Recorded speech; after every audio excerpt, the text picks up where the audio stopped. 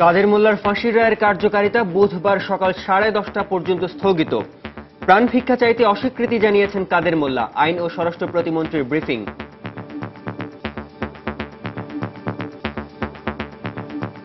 দুইজন নির্বাহী ম্যাজিস্ট্রেটের উপস্থিতিতে তাকে জিজ্ঞাসা করা হয়েছে প্রাণ ভিক্ষা চাইবেন কিনা তিনি, কিন্তু তিনি অস্বীকার করেছেন না, তিনি প্রাণ ভিক্ষা চাইবেন না। রাজধানীর গুরুত্বপূর্ণ পয়েন্টগুলোতে নিরাপত্তা জোরদার, সারা দেশের সর্বোচ্চ সতর্ক অবস্থানে র্যাব, বিজিবি। দেখছিলেন প্রধান শিরোনাম। মধ্যরাতের সময় সঙ্গে আছি আমি শাহাদাত হোসেন এবং আমি আরিফুর রহমান। এবারে অন্যান্য শীর্ষ সংবাদ। জেল গেটে মানবতা বিরোধী অপরাধে দণ্ডপ্রাপ্ত কাদের মোল্লার সাথে দেখা করলেন স্বজনরা। ফাঁসির রায় কার্যকর হওয়া পর্যন্ত শাহবাগেই অবস্থান করার ঘোষণা গণজাগরণ মঞ্চের কর্মীদের। ৭১-এর মহান মুক্তিযুদ্ধে খুন, হত্যা, ধর্ষণ সহ বহু অপরাধে অভিযুক্ত আলবদর নেতা কাদের মোল্লা। দুর্বৃত্তদের হামলার ৩ দিন পর মারা গেলেন সাইদির মামলার সাক্ষী মোস্তফা। ঘটনায় জড়িত সন্দেহে আটক ৬, সাক্ষীদের নিরাপত্তা নিয়ে ট্রাইব্যুনালের উদ্বেগ। এবং দুই দলই সংলাপ চালিয়ে যাওয়ার বিষয়ে সম্মত হয়েছে, জানালেন তারানকো। বারিধারায় সৈয়দ আশরাফ মির্জা ফখরুলের সঙ্গে বৈঠক, প্রধানমন্ত্রীর সঙ্গে বৈঠক বুধবার।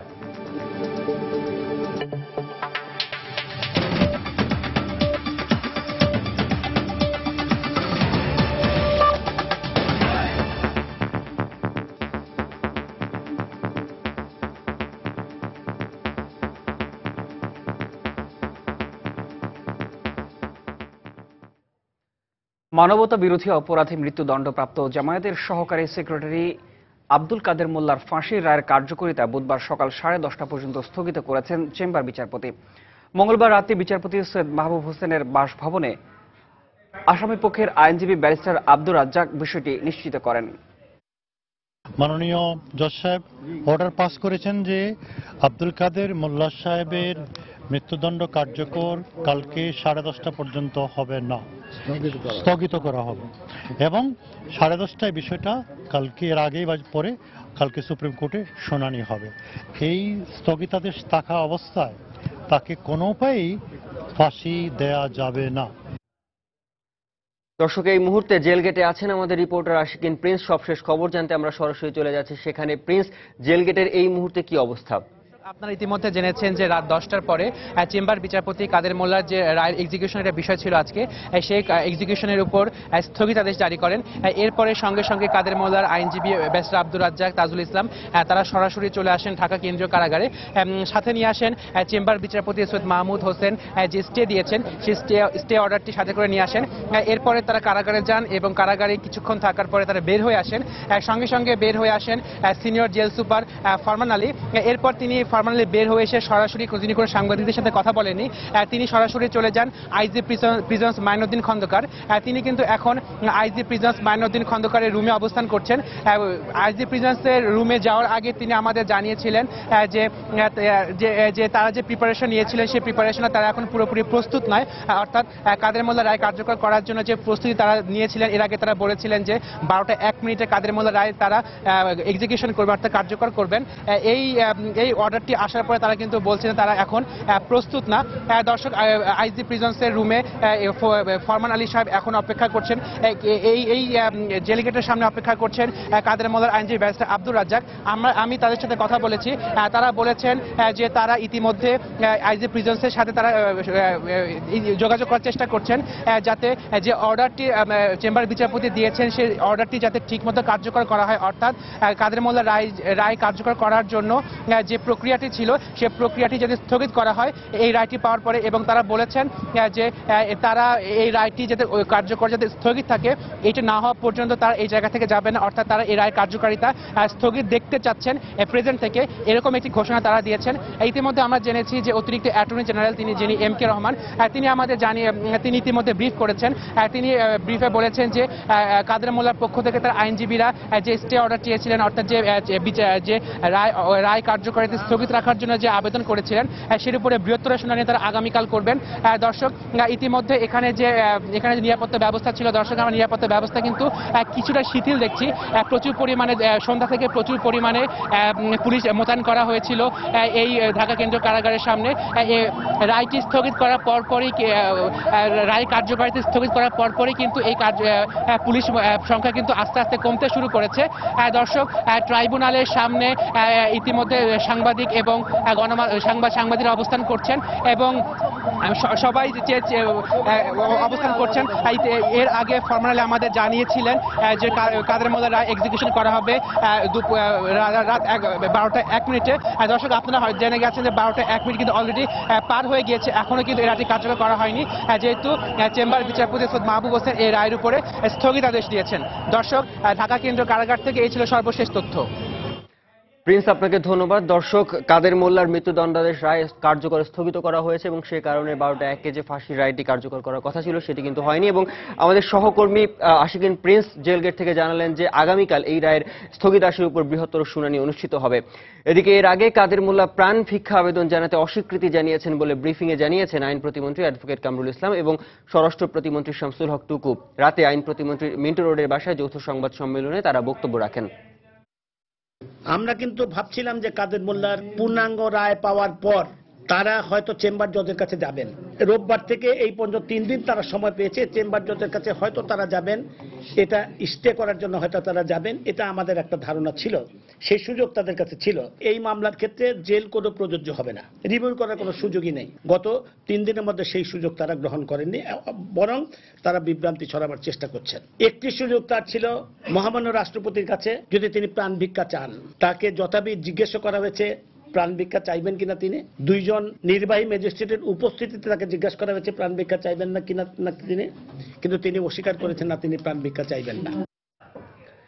এদিকে ৭১ গণহত্যার দায়ে ফাঁসির দণ্ডপ্রাপ্ত জামায়াত নেতা আব্দুল কাদের মোল্লার সঙ্গে দেখা করতে তার পরিবারের সদস্যরা ঢাকা কেন্দ্রীয় কারাগারে যান। কাদের মোল্লার পরিবারের সদস্যদের মধ্যে ছিলেন তার ছেলে হাসান জামিল, মেয়ে, স্ত্রী সহ কয়েকজন আত্মীয়। এর আগে বিকেলে মানবতা বিরোধী অপরাধে ফাঁসির দণ্ডপ্রাপ্ত কাদের মোল্লার পরিবারকে দেখা করার জন্য কারা কর্তৃপক্ষ চিঠি পাঠায়। এই ঘটনায় জেল গেটের নিরাপত্তা ব্যবস্থা জোরদার করা হয়েছে।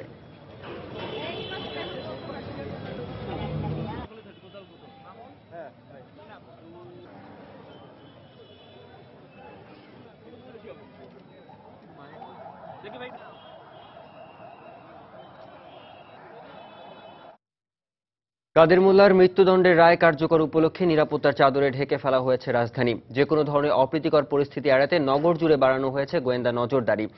মঙ্গলবার সন্ধ্যার পর থেকেই নগরীর রাজপথে নামতে থাকে বিজিবি, র্যাব ও পুলিশের অতিরিক্ত ফোর্স। রাত ৮টার মধ্যেই বিভিন্ন গুরুত্বপূর্ণ স্থাপনা এবং রাস্তার মোড়ে অবস্থান নেয় তারা। এ সময় আইন শৃঙ্খলা বাহিনীর ভ্রাম্যমাণ দলকেও সতর্ক অবস্থায় টহল দিতে দেখা গেছে। বিভিন্ন স্থানে গাড়িতে এবং সন্দেহভাজন ব্যক্তিদের শরীরেও তল্লাশি চালানো হচ্ছে। এদিকে গোয়েন্দা বাহিনীর সদস্যদের তৎপরতাও বেড়ে গেছে।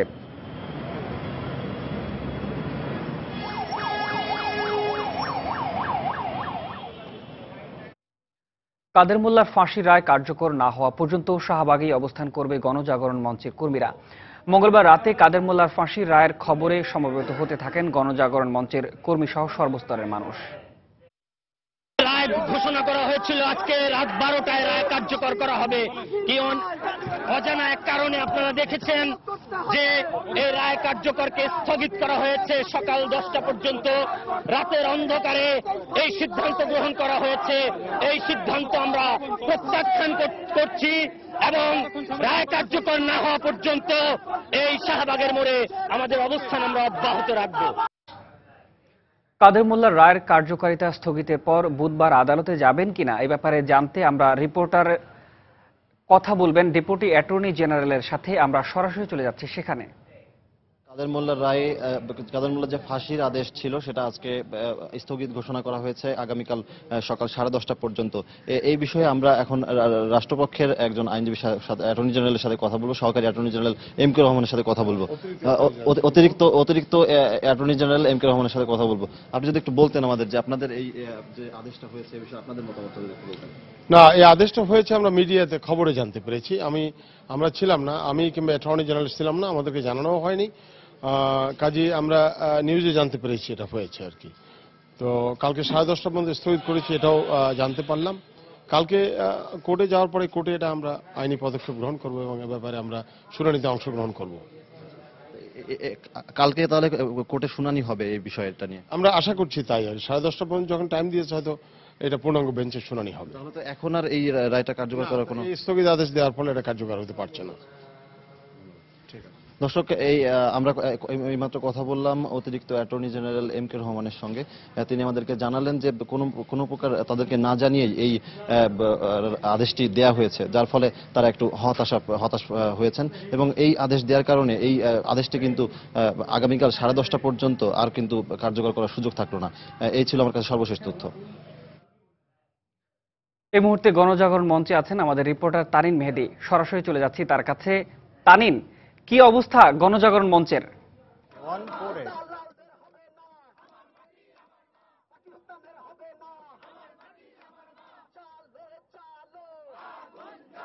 তানিন, গণজাগরণ মঞ্চের কর্মীরা কি সেখানে অবস্থান করছেন এবং তারা কি বলছেন শাহবাগের গণজাগরণ মঞ্চে?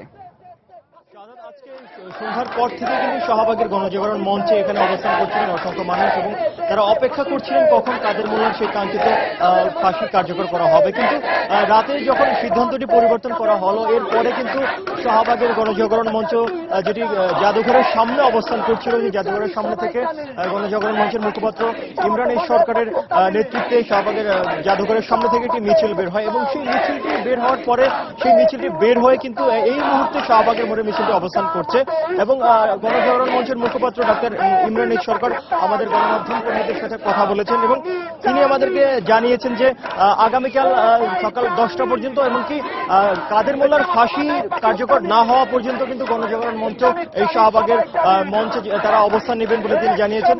এবং শাহাদাত জানিয়ে রাখছে যে সন্ধ্যার পরে এই শাহবাগের গণজাগরণ মঞ্চে যে পরিবেশটি ছিল, যে তখন কিন্তু সবার মনে একটা আনন্দ এবং উৎফুল্ল মনোভাব ছিল, কিন্তু সেই পরিবেশটি কিন্তু এই মুহূর্তে পুরো পরিবর্তিত হয়ে গেছে যখন এই সিদ্ধান্তটি আসলো যে ফাঁসির রায় আগামীকাল সকাল 10টা পর্যন্ত স্থগিত করা হয়েছে, বুধবার সকাল 10টা পর্যন্ত।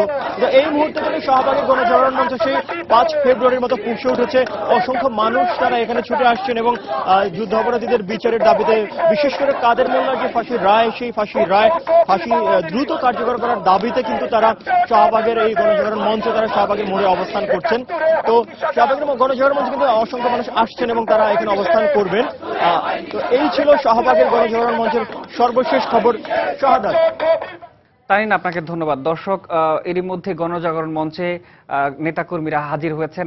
তারা দাবি করছেন যে ফাঁসির রায় কার্যকর না হওয়া পর্যন্ত তারা সেখানে অবস্থান করবেন। মধ্যরাতের সময় আরো থাকছে দেশের মানবাধিকার পরিস্থিতি নাজুক ও হতাশাব্যঞ্জক, মন্তব্য সংশ্লিষ্টদের, সহিংসতায় হতাহতদের ব্যাপারে যথাযথ পদক্ষেপ নেওয়ার তাগিদ মানবাধিকার কমিশনের। মানবতা বিরোধী অপরাধের দায়ে মৃত্যুদণ্ডপ্রাপ্ত জামায়াত নেতা দেলোয়ার হোসেন সাঈদীর বিরুদ্ধে দেওয়া রাষ্ট্রপক্ষের সাক্ষী মোস্তফা হাওলাদার দুর্বৃত্তদের হামলায় মারা গেছেন। মঙ্গলবার ভোরে ঢাকা মেডিকেল কলেজ হাসপাতালে চিকিৎসাধীন অবস্থায় তিনি মারা যান। পরিবারের অভিযোগ, সাঈদীর বিরুদ্ধে সাক্ষ্য দেওয়ার কারণেই তার উপর হামলা হয়েছে। এদিকে রাষ্ট্রপক্ষের সাক্ষীদের নিরাপত্তার বিষয়ে উদ্বেগ প্রকাশ করেছেন ট্রাইব্যুনাল। অন্যদিকে যুদ্ধাপরাধের বিচার এগিয়ে নিতে হলে সাক্ষী সহ এর সঙ্গে সংশ্লিষ্টদের নিরাপত্তা আরও জোরদার করার আহ্বান জানিয়েছেন মুক্তিযুদ্ধের পক্ষগুলো। খান মোহাম্মদ রুমেলের রিপোর্ট। দেশের টানে ৭১-এ মহান মুক্তিযুদ্ধে গিয়েছিলেন গোলাম মোস্তফা হাওলাদার। স্বাধীনতার প্রায় 4 দশক পর যখন শুরু হয় মানবতা বিরোধী অপরাধের বিচার, তখনও এগিয়ে আসেন তিনি। আন্তর্জাতিক অপরাধ ট্রাইব্যুনালে সাঈদীর বিরুদ্ধে দায়ের করা মানবতা বিরোধী অপরাধ মামলায় সাক্ষ্য দেন মোস্তফা। তার পরিবারের অভিযোগ, 7ই ডিসেম্বর রাতে কয়েকজন সন্ত্রাসী বাড়িতে ঢুকে এলোপাতাড়ি কুপিয়ে আহত করে মোস্তফাকে। প্রথমে তাকে নেওয়া হয় খুলনা মেডিকেল কলেজ হাসপাতালে, পরে ঢাকা মেডিকেল কলেজ হাসপাতালে নেওয়া হলে চিকিৎসাধীন অবস্থায় মারা যান তিনি। সাঈদীর বিরুদ্ধে সাক্ষ্য দেওয়ার কারণে তার উপর হামলা হয়েছে বলে জানান স্বজনরা। আজ আমার ভাতিজা সাক্ষী দিয়ে সবকিছু করিয়া আজ আমার ভাতিজার জান যায়, তাহলে আমরা বাড়ি থাকলে তো আমাকে তাও যাইবো। আমাদের নিরাপত্তা আছে কি? আমার বাবারই নিরাপত্তা দিতে না। শেখ হাসিনার জন্য মারা গেছে, শেখ হাসিনা যেটা ভালো মনে করে, প্রধানমন্ত্রী যেটা ভালো মনে করে এটাই করবো, আমরা কি করবো? এদিকে মানবতা বিরোধী অপরাধ ট্রাইব্যুনালের প্রসিকিউটর বলছেন, ৭১-এর পরাজিত শক্তিরা এখনও তৎপর রয়েছে, তারই প্রমাণ মুস্তফার উপর হামলা। আর মুক্তিযুদ্ধের সপক্ষ শক্তি বলছে, সাক্ষী সুরক্ষা আইন আরও কঠোর করা না হলে এ ধরনের ঘটনা আগামী দিনেও ঘটতে পারে। ট্রাইব্যুনালে সাক্ষী সুরক্ষার দায়িত্ব সরকারকে দেওয়া হয়েছে এবং সরকারের পক্ষ থেকে সাক্ষী সুরক্ষার জন্য উদ্যোগ গ্রহণ করা হয়েছে। আমরা মনে করছি যে সেটি বোধহয় ওই উদ্যোগটি আরো বেশি বেগবান করা দরকার, আরো বেশি তীব্র করা দরকার। তারা কি ধরনের সাক্ষী সুরক্ষা আইন করেছেন আমরা জানি না, বা আদৌ করেছেন কিনা সেটা আমাদের জানা নেই। সাক্ষী সুরক্ষা আইন যেহেতু সুরক্ষা হয়নি, এই ধরনের ঘটনা ভবিষ্যতে আরো ঘটবে, বিচারকদের ক্ষেত্রে ঘটবে, প্রসিকিউটরের ক্ষেত্রে ঘটবে, সাক্ষীদের ক্ষেত্রে ঘটবে। অন্যদিকে গোলাম মোস্তফার উপর হামলার ঘটনায় তার ছোট ভাই বাদী হয়ে পিরোজপুরের ইন্দুরকানী থানায় একটি মামলা করেছেন। ঘটনার সঙ্গে জড়িত সন্দেহে এরই মধ্যে 6 জনকে গ্রেপ্তার করা হয়েছে বলে জানায় পুলিশ। খান মোহাম্মদ রুমেল, সময় সংবাদ, ঢাকা। এদিকে আইন প্রতিমন্ত্রী অ্যাডভোকেট কামরুল ইসলাম বলেছেন, শুধু আইন দিয়ে মানবতা বিরোধী অপরাধের মামলার সাক্ষীদের নিরাপত্তা নিশ্চিত করা যাবে না, জনগণকেও এই চোরাগোপ্তা হামলার বিরুদ্ধে রুখে দাঁড়াতে হবে। মঙ্গলবার সকালে ঢাকা মেডিকেল কলেজ হাসপাতালে দেলোয়ার হোসেন সাঈদীর মামলার সাক্ষী গোলাম মোস্তফা হাওলাদারের মরদেহ দেখতে এসে সাংবাদিকদের এসব কথা বলেন তিনি। এই মামলার সাক্ষীদের সুরক্ষার ব্যাপারে আমরা যথেষ্ট তৎপর, কিন্তু যেভাবে তারা চোরাগুপ্তা হামলা চালাচ্ছে, নিশীথ রাতে যেভাবে হামলা চালাচ্ছে, বা তাদের যে সমস্ত কর্মকাণ্ড, এই সমস্ত কর্মকাণ্ড তো যতই সুরক্ষার ব্যবস্থা করা হোক না কেন, একেবারে 16 আনা নিরাপত্তা দেওয়া সম্ভব না। এইভাবে যদি চোরাগুপ্তা হামলা চালায়, সেখানে আইন দিয়ে কি হবে? জনগণকে রেসিস্ট করতে হবে। এখন জনগণকে রেসিস্ট করা ছাড়া একমাত্র আইন শৃঙ্খলা রক্ষাকারী বাহিনী, কোনো আইন দিয়ে কোনো কিছু হবে না। একেবারে জনগণকে এই অপশক্তির বিরুদ্ধে রেসিস্ট করতে হবে। বিএনপির স্থায়ী কমিটির সদস্য নজরুল ইসলাম খান বলেছেন, আজ্ঞাবহ নির্বাচন কমিশনের মাধ্যমে সরকার যাত্রীবিহীন নির্বাচনী ট্রেন নিয়ে একতরফা নির্বাচনের যে পায়তারা করছে তা সফল হবে না।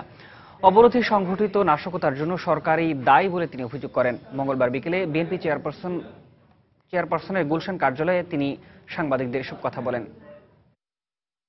আমিও মাননীয় প্রধানমন্ত্রী শেখ হাসিনার উদ্দেশ্যে সবিনয়ে বলতে চাই, প্যাসেঞ্জারবিহীন নির্বাচনী ট্রেন যেভাবে দ্রুত গতিতে চালিয়ে গন্তব্যে পৌঁছার বৃথা চেষ্টা করছেন, তা কোনোদিন সফল হবে না। জনতার প্রতিরোধে এই অন্ধকারমুখী ট্রেনের গন্তব্যে পৌঁছা সম্ভব হবে না। সরকারের বিভিন্ন এজেন্টরা নাশকতা চালিয়ে 18 দলীয় জোটের উপর দোষ চাপানোর চেষ্টা চালাচ্ছে। এবারে রাজনৈতিক সংকট উত্তরণে জাতিসংঘের বিশেষ দূত তারানকোর তৎপরতার খবর। প্রধান দুটি রাজনৈতিক দল সংলাপ চালিয়ে যেতে আগ্রহী বলে জানিয়েছেন সফররত জাতিসংঘের বিশেষ দূত অস্কার ফার্নান্দেজ তারানকো। মঙ্গলবার সন্ধ্যায় হোটেল সোনারগাঁওয়ে সাংবাদিকদের কথা জানিয়েছেন তিনি। এদিকে মঙ্গলবার তারানকোর সঙ্গে প্রধানমন্ত্রী নির্ধারিত বৈঠকটি হবে বুধবার। তবে যথারীতি মঙ্গলবারও রাজনৈতিক দলগুলোর সাথে বৈঠক করেছেন তারানকো। আগের 3 দিনের মতো কর্মব্যস্ততা হয়তো ছিল না। মঙ্গলবার সকালটা তাই হোটেল সোনারগাঁওয়ে কাটান জাতিসংঘের সহকারী মহাসচিব তারানকো। তবে দুপুর নাগাদ বাড়িধারা 7 নম্বর রোডের একটি বাড়িতে তারানকোর যাওয়ার খবরে গুঞ্জন ছড়িয়ে পড়ে। বাড়িটি 18 দলের শরিক দলে বিজেপি চেয়ারম্যান আন্দালিব রহমান প্রার্থীর হওয়াতে তা নিয়ে আগ্রহ আরও বাড়ে। তবে কঠোর গোপনীয়তার মধ্য দিয়ে অনুষ্ঠিত এই বৈঠকে আওয়ামী লীগের সাধারণ সম্পাদক সৈয়দ আশরাফুল ইসলাম এবং বিএনপির ভারপ্রাপ্ত মহাসচিব মির্জা ফখরুল ইসলাম আলমগীরের অংশ নেওয়ার কথা উঠলেও কোনো পক্ষই তা স্বীকার করেনি। বিকেলে তারানকোর গাড়িটি বের হয়ে গেলেও তাতে ছিলেন না তিনি। প্রধানমন্ত্রীর সঙ্গে নির্ধারিত বৈঠকটি না হওয়ায় মঙ্গলবার বিকেলে তারানকোর প্রেস ব্রিফিংটিও স্থগিত করা হয়। পরে সন্ধ্যায় সাংবাদিকদের মুখোমুখি হয়ে তারানকো জানান, বাংলাদেশ সফরে এখন পর্যন্ত অগ্রগতির কথা। এখন একটি গুরুত্বপূর্ণ সময় চলছে। আমি সুযোগ পেয়েছি পরিস্থিতি পর্যবেক্ষণ এবং সবার সঙ্গে বৈঠকে বসার। আমি রাজনৈতিক নেতৃত্বের মধ্যে বাংলাদেশের মানুষের চাওয়া দেখতে পেয়েছি। দুপক্ষ একটি সংলাপ চালিয়ে যেতে আগ্রহী, তারা সমঝোতা এবং ভালো কিছু করার ব্যাপারেও আগ্রহী। বুধবার প্রধানমন্ত্রীর সঙ্গে বৈঠক শেষ করে আনুষ্ঠানিক প্রেস ব্রিফিং এ সফরের বিস্তারিত তুলে ধরবেন তারানকো। ইহসান জুয়েল, সময় সংবাদ, ঢাকা। আরেকবার জানিয়ে দিচ্ছি এখন পর্যন্ত শীর্ষ সংবাদগুলো। কাদের মোল্লার ফাঁসির রায়ের কার্যকারিতা বুধবার সকাল 10:30 পর্যন্ত স্থগিত। প্রাণ ভিক্ষা চাইতে অস্বীকৃতি জানিয়েছেন আইন ও স্বরাষ্ট্র প্রতিমন্ত্রীর ব্রিফিং। নিরাপত্তার চাদরে ঢেকে ফেলা হয়েছে রাজধানী সহ সারা দেশ, সর্বোচ্চ সতর্ক অবস্থানে র্যাব, বিজিবি। জেল গেটে মানবতা বিরোধী অপরাধে দণ্ডপ্রাপ্ত কাদের মোল্লার সাথে দেখা করলেন স্বজনরা। ফাঁসির রায় কার্যকর হওয়া পর্যন্ত শাহবাগে অবস্থান করার ঘোষণা গণজাগরণ মঞ্চের কর্মীদের। এবং দুই দলই সংলাপ চালিয়ে যাওয়ার বিষয়ে সম্মত হয়েছে, জানালেন তারানকো। বারিধারায় সৈয়দ আশরাফ, মির্জা ফখরুলের সঙ্গে বৈঠক, প্রধানমন্ত্রীর সঙ্গে বৈঠক বুধবার। বর্তমানে দেশের মানবাধিকার পরিস্থিতি অত্যন্ত নাজুক ও হতাশাব্যঞ্জক বলে মন্তব্য করেছেন মানবাধিকার আন্দোলনের নেতারা। সাম্প্রতিক সময়ে রাজনৈতিক সহিংসতায় হতাহতদের ব্যাপারে সরকার কোনো পদক্ষেপ না নেয়ায় উদ্বেগ প্রকাশ করে কঠোর সমালোচনা করেন তারা। আশিকিন প্রিন্সের রিপোর্ট। দেশে চলমান রাজনৈতিক সংকটের মধ্যে কয়েক দফা অবরোধের ডাক দেয় দেশের কয়েকটি রাজনৈতিক দল। অবরোধের সময় অগ্নিদগ্ধ হয়ে মারা যান বেশ কয়েকজন নিরীহ মানুষ। ঢাকা মেডিকেল কলেজের বার্ন ইউনিটের হিসাব মতে এ সময় অগ্নিদগ্ধ হয়ে প্রাণ হারিয়েছেন 13 জন, চিকিৎসাধীন রয়েছেন 32 জন। বর্তমানে এদেশের নাগরিকদের মানবাধিকার পরিস্থিতি অত্যন্ত উদ্বেগজনক বলে মনে করে জাতীয় মানবাধিকার কমিশন ও মানবাধিকার কর্মীরা। কাদের কারণে এই বিষয়টা ঘটছে সেটাও কিন্তু সেরকম ভাবে আমরা দেখতে পাচ্ছি না যে উদ্ঘাটন করার চেষ্টা। রাষ্ট্রীয় কিছু সহিংসতা আমরা প্রত্যক্ষ করেছি, সেটা মানবাধিকারের দৃষ্টিকোণ থেকে উদ্বেগের বিষয়। যে নিরাপত্তা প্রদান করা এবং নিশ্চিত করা রাষ্ট্র এবং সরকারের দায়িত্ব, রাষ্ট্র প্রাথমিক সেই দায়িত্ব যথাযথভাবে পালন করছে বলে মনে হচ্ছে না। মানবাধিকার সংস্থা আইন ও সালিশ কেন্দ্রের হিসাব মতে 2012 সালে রাজনৈতিক সহিংসতার ঘটনা ঘটেছে 595টি, প্রাণ হারিয়েছেন 84 জন। 2013 সালে প্রাণ হারিয়েছেন 425 জন। অধিকারের হিসাব মতে 2013 সালের নভেম্বর পর্যন্ত প্রাণ হারিয়েছেন 391 জন। এর মধ্যে শুধু নভেম্বরে প্রাণ হারিয়েছেন 52 জন। মানবাধিকার নেতৃবৃন্দ বলছেন, বর্তমানে মানুষের মনে যে নিরাপত্তাহীনতার বোধ কাজ করছে তা মানবাধিকারের লঙ্ঘন। নির্ভয়ে নিঃশঙ্ক চিত্তে আমি আমার স্বাভাবিক জীবন আমি বাহিত করব, এটি কিন্তু হবার কথা। নিরাপত্তাহীনতার বোধটি মানুষের মর্যাদাকে দারুণভাবে ক্ষুণ্ণ করে। এমন এমন মানুষ এখানটায় আক্রমণের শিকার হয়েছে, মৃত্যুবরণ করতে বাধ্য হয়েছে, তাদেরকে জ্বালিয়ে দেয়া হয়েছে। সেইটা যদি বিচার করি আমরা, তাহলে দেখতে হবে যে এই সমাজে তাদের নিরাপত্তা বোধটা কিন্তু ভীষণভাবে নড়ে গেছে। যারা সহিংসতায় প্রাণ হারিয়েছেন তাদের অধিকার রক্ষার দায়িত্ব সরকারের উপরই বর্তায় বলে মনে করেন তারা। এই ধরনের অপরাধে রাষ্ট্র নিজেই বাদী হয়ে বিচারটা শুরু করতে পারে। রাষ্ট্র কিন্তু সেরকম কোনো উদ্যোগ আমরা এখন পর্যন্ত দেখতে পাচ্ছি না। আপনি যদি যথাযথভাবে তাদের শনাক্ত করতে না পারেন, তাদের যদি বিচার আওতায় নিয়ে আসতে না পারেন, তাহলে তো আমরা বলবো যে রাষ্ট্র তাহলে তোমার উপরে দায় বর্তাচ্ছে। মানবাধিকার কমিশনের চেয়ারম্যান জানান, সহিংসতায় যারা নিহত বা আহত হয়েছেন তাদেরকে অভিযোগ করলে বিচার পাওয়ার ক্ষেত্রে কমিশন তাদের হয়ে কাজ করবে। অভিযোগ আপনারা দিলে। আশিকিন প্রিন্স, সময় সংবাদ, ঢাকা। এবার অবরোধের আগুনে দগ্ধদের নিয়ে একটি বিশেষ রিপোর্ট। দেশের বিভিন্ন হাসপাতালে চিকিৎসাধীন আছে অবরোধ আর হরতালের সহিংসতায় আগুনে পুড়ে যাওয়া রোগীরা। কারো হাত, কারো পা, কারো বা মুখ সহ শরীরের বিভিন্ন অংশ পুড়ে গেছে রাজনৈতিক সহিংসতার আগুনে। বিশেষজ্ঞরা বলছেন, এই সহিংসতা শুধু তাদের শরীরে ক্ষত তৈরি করেনি, করেছে অপূরণীয় মানসিক ক্ষতিও। একমাত্র মানসিক জোরই পারে এই ক্ষতিগ্রস্তদের আবারও সুস্থ স্বাভাবিক জীবনে ফিরিয়ে আনতে। এজন্য পরিবার, সমাজ এবং সরকারকে জোরালো ভূমিকা পালনের আহ্বান জানিয়েছেন মনোবিশেষজ্ঞরা। এখানে শুয়ে থাকতে ভালো লাগে না, আমি তাড়াতাড়ি সুস্থ হয়ে যাবো, আমি বাসায় যাই। পোড়া শরীরের জ্বলুনি হয়তো এক সময় শেষ হবে, কিন্তু ফিরে পাবে কি আবার আগের সেই স্বাভাবিক জীবন? আগুনে পুড়ে যাবার ভয়াবহ এই অভিজ্ঞতাকে হয়তো বাকিটা জীবন বহন করতে হবে তাদের। আপনজনদের সাথে বেঁচে থাকার আরেকটি সুযোগ হয়তো পেয়েছেন, কিন্তু নিরাপত্তাহীনতা আর ভীতি গেঁথে গেছে তাদের মনে। আমার ভয় পাইছে, বাবা আমারে বাসা, আব্বা আমারে বাসা। রাত্রে ভয় পায়, রাত্রে স্যার রাখায় ওরে ভয় পায়, দেশে যেতে চায়, দেশের ভয় আমি ঢাকা থাকুক না। মানসিকভাবে আঘাত পাওয়া এসব রোগীদের কাউন্সেলিং এর প্রয়োজনীয়তার কথা বলা হচ্ছে, আর ভবিষ্যৎ জীবনের প্রতিবন্ধকতা মোকাবেলায় তাদের মানসিকভাবে শক্তি যোগানোর জন্য পরিবার এবং সমাজকে মানবিক হওয়ার পরামর্শ দিয়েছেন মনোরোগ বিশেষজ্ঞ। শারীরিক যে বিকলাঙ্গতা সেটা না, মনস্তাত্ত্বিকভাবে তারা ভয়াবহ ক্ষতের শিকার হয়ে গেল। এই ধরনের কোনো ঘটনা যখন তাকে মনে করিয়ে দিবে, সেই ঘটনা কোষে অ্যাভয়েড করতে পারে। দীর্ঘমেয়াদী যদি তার পুনর্বাসন না হয়, তাহলে এই ক্ষত থেকে তার বেরিয়ে আসা খুব কষ্টসাধ্য হবে। এদিকে পোড়া রোগীদের পুরোপুরি সুস্থ হতে দীর্ঘমেয়াদী চিকিৎসার প্রয়োজনীয়তার কথা বললেন চিকিৎসকেরা। একদম যে স্বাভাবিক অবস্থায় নিয়ে আসা যাবে সেটা কোনোদিনই বলা সম্ভব না। স্কার একটা থাকবেই, অনেক দিন পর্যন্ত এই স্কার থেকে সে অনেক কষ্ট পায়, তাকে সবসময় একটা জ্বালা যন্ত্রণা থেকেই যায়। বার্নের চিকিৎসা কিন্তু ফলো আপ করতে হয়। রাজনৈতিক সহিংসতার শিকার নিরপরাধ এই মানুষগুলোর সুস্থ স্বাভাবিক জীবনের জন্য পুনর্বাসনের উপর জোর দিয়েছেন চিকিৎসকেরা। ফাহমিদা শম্পা, সময় সংবাদ, ঢাকা। চট্টগ্রাম বন্দরে একটি তেলবাহী জাহাজে আগুনের ঘটনায় ৫ জন দগ্ধ হয়েছে। মঙ্গলবার সকালে কর্ণফুলী নদীর যমুনা ওয়েলের জেটিতে এই অগ্নিকাণ্ড ঘটে। পুলিশ ও প্রত্যক্ষদর্শীরা জানায় প্রায় ৬ লাখ টন জ্বালানি তেল নিয়ে অয়েল ট্যাঙ্কার ফিশার ১ নামের জাহাজটি যমুনা ওয়েলের জেটিতে অবস্থান করছিল। মঙ্গলবার সকাল ৯:৩০টার দিকে হঠাৎ করেই এর একটি কেবিনে আগুন ধরে যায়। মুহূর্তের মধ্যে তা ছড়িয়ে পড়ে আরও কয়েকটি রুমে। খবর পেয়ে ফায়ার সার্ভিসের ৫টি, নৌবাহিনীর ৪টি এবং বন্দরের একটি ইউনিট এসে প্রায় ১.৫ ঘন্টা চেষ্টার পর আগুন নিয়ন্ত্রণে আনে। আগুনে পুড়ে যাওয়া ৫ জনের মধ্যে ৩ জনকে আশঙ্কাজনক অবস্থায় চট্টগ্রাম মেডিকেলে ভর্তি করা হয়েছে।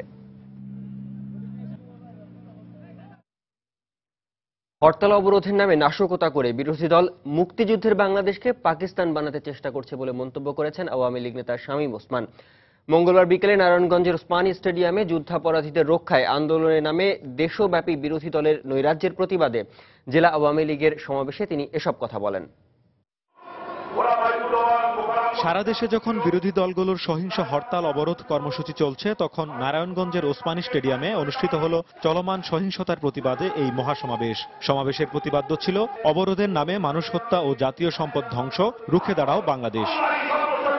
সমাবেশে ১৯৭১ সালে পাক বাহিনীর বর্বর গণহত্যা এবং বর্তমান রাজনৈতিক প্রতিহিংসার কারণে হতাহত মানুষের চিত্র তুলে ধরা হয়। ধর্মীয় লেবাসে রাজনীতির নামে উপাসনালয়ে হামলা, ধর্মগ্রন্থ পোড়ানো এবং মানুষ পুড়িয়ে মারার প্রতিবাদ জানানো হয় এই সমাবেশে। বাংলাদেশের গণতন্ত্রকে, মুক্তিযুদ্ধের সপক্ষের শক্তিকে আপনারা দাবাতে পারবেন না।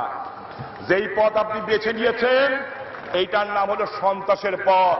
মানুষের উপরে বোম মারবেন, আগুন দিয়া গাড়ি পুড়াবেন, এইটা কোনো রাজনীতি না। আমরা জানি কারা এগুলি করছে। জনগণ যদি খেপা যায়, যদি আপনাদের বাড়ির দিকে যাওয়া ধরে, তখন কি করবেন? এ সময় ৭১-এর চেতনায় বাংলাদেশকে গড়ে তোলার শপথ নেন সমাবেশে আগত সর্বস্তরের হাজার হাজার মানুষ। জয় বাংলা। শেখ জায়েদ, সময় সংবাদ, নারায়ণগঞ্জ। একের পর এক টানা অবরোধ ও হরতালে রাজশাহীতে চরম দুর্ভোগে পড়েছেন রেল ও সড়ক পথের যাত্রীরা। ভয় আর শঙ্কা মাথায় নিয়ে ঘর ছেড়ে বের হলেও ঘন্টার পর ঘন্টা অপেক্ষা করতে হচ্ছে রেল স্টেশনে। অন্যদিকে বাস চলাচল বন্ধ হয়ে যাওয়ায় এই সেক্টরের সাথে জড়িতরা এখন দিশেহারা। সাইফুর রহমান রকির রিপোর্ট।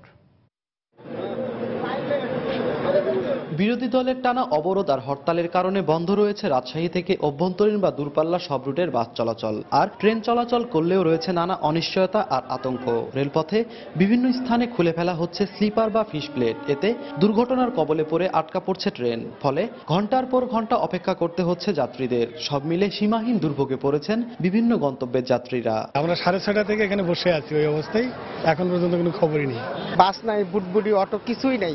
এখন একমাত্র রাস্তা হচ্ছে ট্রেন। রাস্তার মধ্যে কি হবে কি না হবে তার কোনো পাচ্ছি না, শান্তি পাচ্ছি না। এদিকে টানা আন্দোলন কর্মসূচির ফলে পরিবহনের সাথে যুক্ত অনেকেরই রুটি রুজি বন্ধ হয়ে গেছে। আর ট্রেনের ক্ষেত্রে শিডিউল বিপর্যয়ের পাশাপাশি যাত্রী সংখ্যাও আগের তুলনায় কমে গেছে বলে জানিয়েছেন স্টেশন মাস্টার। যেহেতু টাইমলি ট্রেনটা ছাড়া যাচ্ছে না, অনেক যাত্রী আসার পরে টিকিট ফেরত দিয়ে ঘরত যাচ্ছে। আগের চেয়ে অনেক যাত্রী কমে গেছে। লক্ষ লক্ষ শ্রমিক যারা এই পরিবহনের সাথে জড়িত, যাদের রুটি রুজি পরিবহনের উপরে নির্ভরশীল, তারা আজকে দিশেহারা হয়ে গেছে। এই অবস্থায় সাধারণ মানুষের কথা মাথায় রেখে রাজনৈতিক দলগুলোকে আলোচনার মাধ্যমে চলমান সংকট নিরসন করার দাবি জানিয়েছেন দুর্ভোগে পড়া সাধারণ যাত্রীরা। হরতাল চাই না, অবরোধ চাই না, আমরা শান্তিপূর্ণ বাংলাদেশ দেখতে চাই। দুই নেত্রী এক জায়গাতে হয়ে যদি মনে করেন যে একটা সমাধান হয়, সবচেয়ে আমাদের ভালো হয়। বিএনপি নেতৃত্বাধীন 18 দলীয় জোটের অবরোধ বা হরতাল কর্মসূচিতে পরিবহন সেক্টরকে আওতামুক্ত রাখার দাবি জানিয়েছেন সড়ক পরিবহন সংশ্লিষ্টরা। সাইফুর রহমান রকি, সময় সংবাদ, রাজশাহী।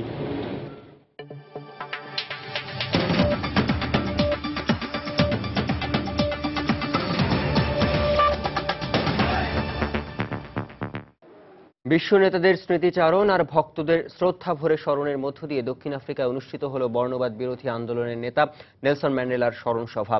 মঙ্গলবার স্থানীয় সময় সকাল 11টায় খারাপ আবহাওয়ার মধ্যে জোহান্সবার্গের FNB স্টেডিয়ামে শুরু হওয়া রাষ্ট্রীয় স্মরণ সভায় বিশ্ব নেতাদের পাশাপাশি অংশ নিয়েছেন দক্ষিণ আফ্রিকা সহ বিভিন্ন দেশের হাজার হাজার মানুষ।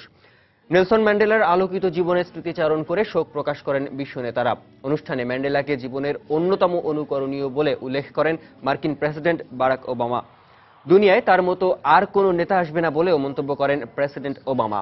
মহাত্মা গান্ধীর অহিংস আন্দোলন থেকে শিক্ষা নিয়ে ম্যান্ডেলা জাতিকে সামনে এগিয়ে নিয়ে গেছেন বলে মন্তব্য করেন ভারতীয় রাষ্ট্রপতি প্রণব মুখার্জি। আর ম্যান্ডেলার জীবন আদর্শ থেকে শিক্ষা নিয়ে বিশ্বকে ঐক্যবদ্ধ হওয়ার আহ্বান জানিয়েছেন জাতিসংঘ মহাসচিব বান কি মুন। অনুষ্ঠানে ব্রিটিশ প্রধানমন্ত্রী ডেভিড ক্যামেরন, কিউবার প্রেসিডেন্ট রাউল কাস্ত্রো, বাংলাদেশের প্রেসিডেন্ট মোহাম্মদ আব্দুল হামিদ সহ প্রায় 60টি দেশের শীর্ষ নেতারা উপস্থিত ছিলেন।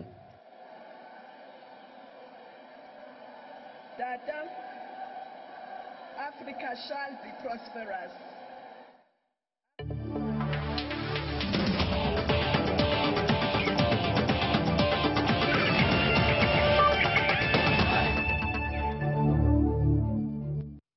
এবার স্পেশাল অলিম্পিকের সাফল্যের খবর। অস্ট্রেলিয়ার নিউ ক্যাসেলে অনুষ্ঠিত special Olympic of Asia Pacific শেষে মঙ্গলবার দেশে ফিরেছেন বাংলাদেশের কৃতী অ্যাথলিটরা। এবারের আসরে ফুটবল, ক্রিকেট অপরাজিত চ্যাম্পিয়ন হয়েছে বাংলাদেশ। এছাড়াও সাঁতার, টেবিল টেনিস সহ পুরো আসরে 43টি সোনা জিতেছে বাংলাদেশ।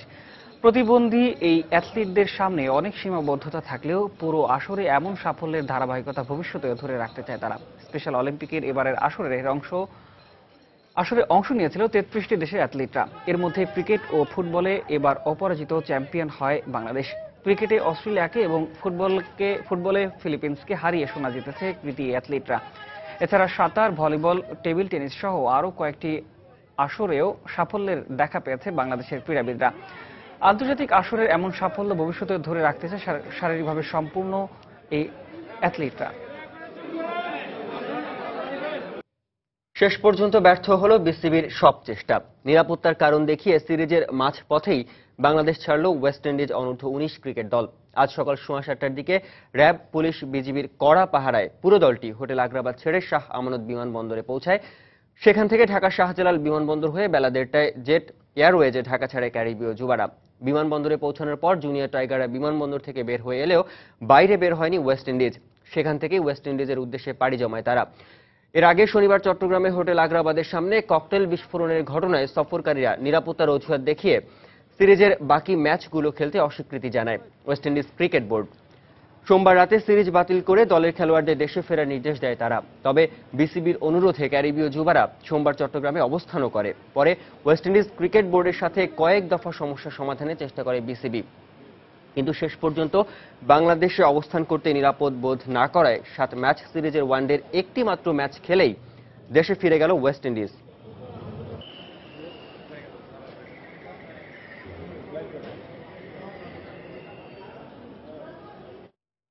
মধ্যরাতের সময় পর্যায়ে শীর্ষ সংবাদ জানিয়ে দিচ্ছি আরেকবার।